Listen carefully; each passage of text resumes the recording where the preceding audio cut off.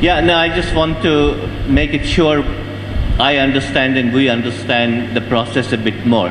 Now, what you said, that there will be a node, which is the Brazil node, there will be a COP17 node, which is the South African node, and there is a Cochabamba node.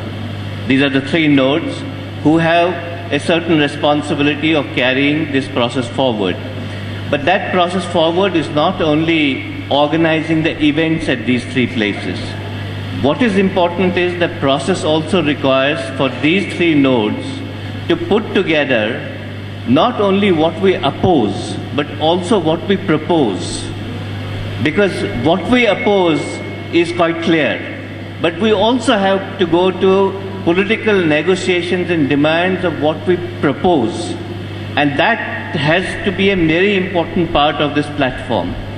Now, instead of setting a separate process, what I would like to clarify and reiterate is that these three nodes, Brazil, South Africa and Cochabamba, Bolivia, must also be charged with the responsibility of a process which includes referendum through internet and everything, to create that charter of what we propose, what we're going to negotiate, what are our political demands together.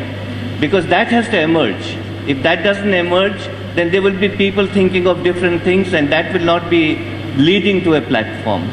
So I hope that's clear. Yeah, just really quickly, there's one thing that comes before the COP, and the same thing comes after Durban. What is it? The G20. G20 happens before the COP, G20 happens after Durban. Those are the bookmarks of the process. And the G20 has proclaimed itself as the premier forum of international cooperation, and it can choose to determine the future of global environmental governance and a whole range of things that affect our concerns and the goals that we have at these two events. So I would really encourage you not to legitimize the G20, but somehow to take into account that this is a new actor on the global stage, and this new actor is giving mandates to all the global organizations. We've never quite seen it happen like this. A supranational organization that seems to be acting much more carelessly than the well, no, not more carelessly than the G8, but has a more powerful and a broader neoliberal agenda than even the G8, which seems incredible after the global financial crisis. Please consider.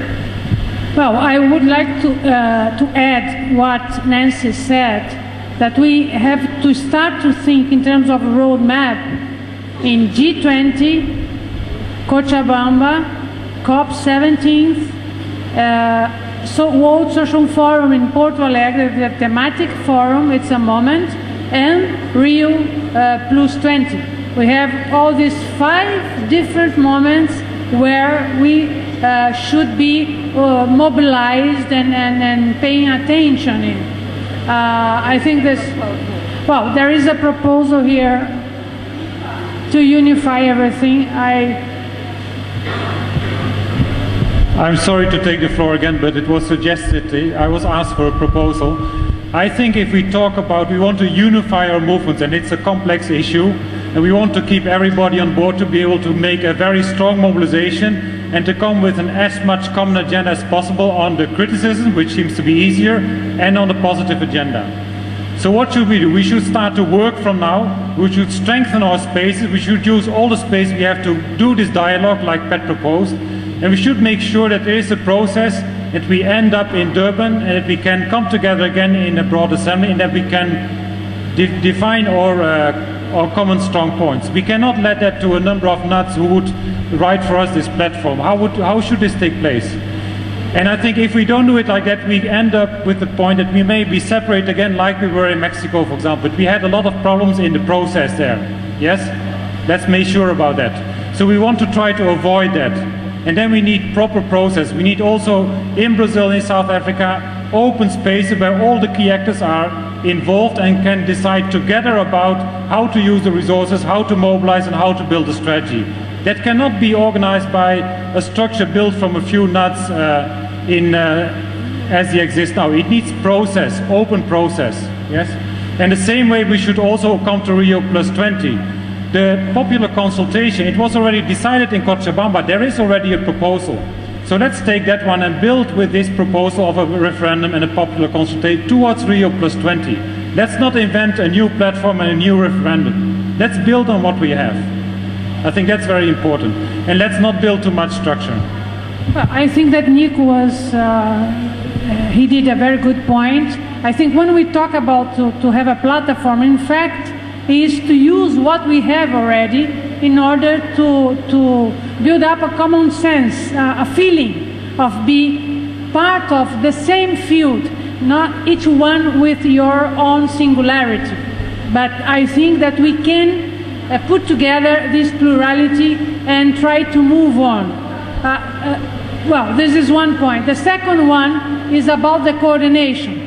If you agree upon the fact that we can, as Brazilian group, Bolivian group, and South African group, start the process, open process to, and other movements can be added to this committee in our process, and we try to build up a space, a common space where we can deal with all the challenge that we have in front of us. I just want to say it's very important that we're talking about three nodes. Yeah, it's a Durban and the Rio and the Cochabamba node. But what about we have G8 and G20 in the same country, France, during the same year? So we have to mobilize also in Europe. Why is it only the Durban and the Cochabamba and the Rio nodes? It has to be a fourth. Yeah, that's my suggestion. Make it 4. I'm an old woman, thank you. You are very nice, kind. I think it's a good proposal. We can add. We are an open process. You know, I think it's okay. Europe.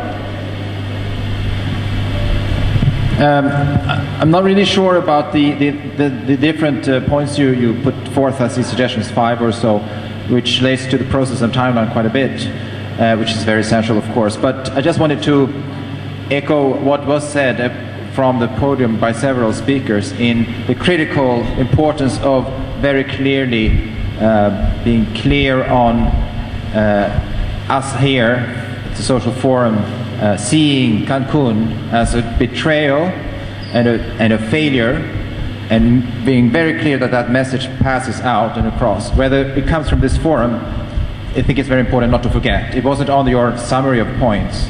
It's not a process point, but I think it's something that we really should be putting forth very clearly so we don't forget it. Yeah, I think that we are we are taking care of all these sensibilities. You know, we understand. We know that we have to go step by step, taking care of all the process to guarantee that the process will be democratic, open. And I think that we are trying to move on this direction. Okay. I just wanted to say that I missed a proposition about something that was mentioned here by at least 3 speakers, which is the need for us to be inclusive in regards to and try to integrate youth and culture movements along this way.